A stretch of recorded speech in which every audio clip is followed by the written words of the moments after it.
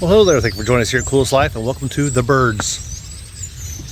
There's a lot of birds up in that tree, making a lot of squawking.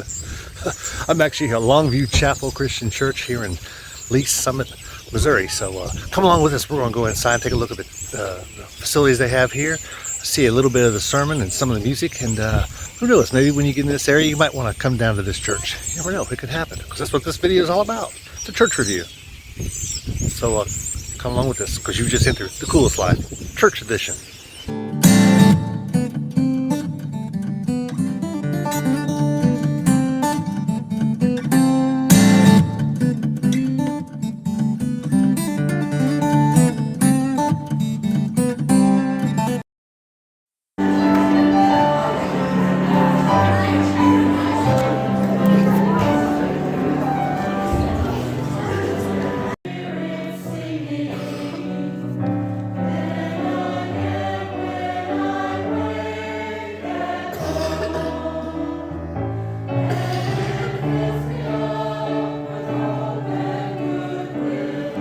And today's scripture is going to try and help us to understand God's map. And in the end, it's really only God's map that matters. So to me.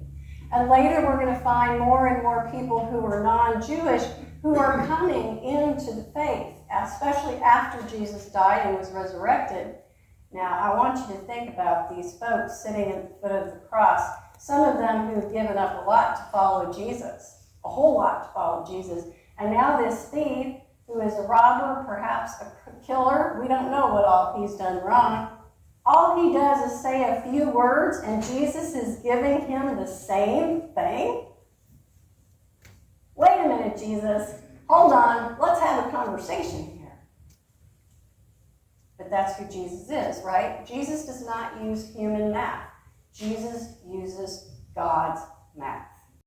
Where they're accepting God's love and being transformed by that, God puts them first. It's like the Good Shepherd. Do you remember the story? There were 100 sheep, one got lost. What did God, the Good Shepherd, do? God went after the one, leaving the 99, hopefully to take care of each other. God loves all people. God's math and our human math are simply not the same. And if you want to pass God's math test, you have to love, you have to welcome, and you have to do it with the kind of grace that none of us really understands. So I ask you, whose math are you going to choose to live by this week as we welcome others and accept God's grace for them and for ourselves?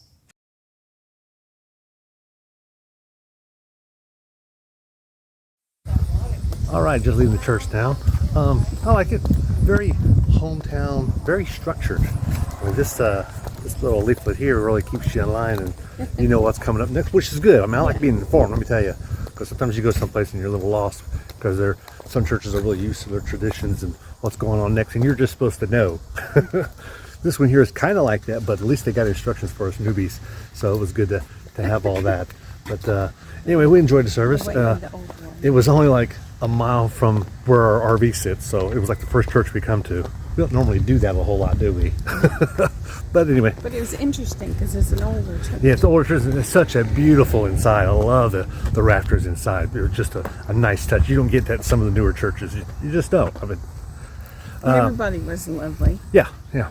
So anyway, want to let you go. Be sure to like and subscribe, because we're going to get back out here living The Coolest Life. Church Edition.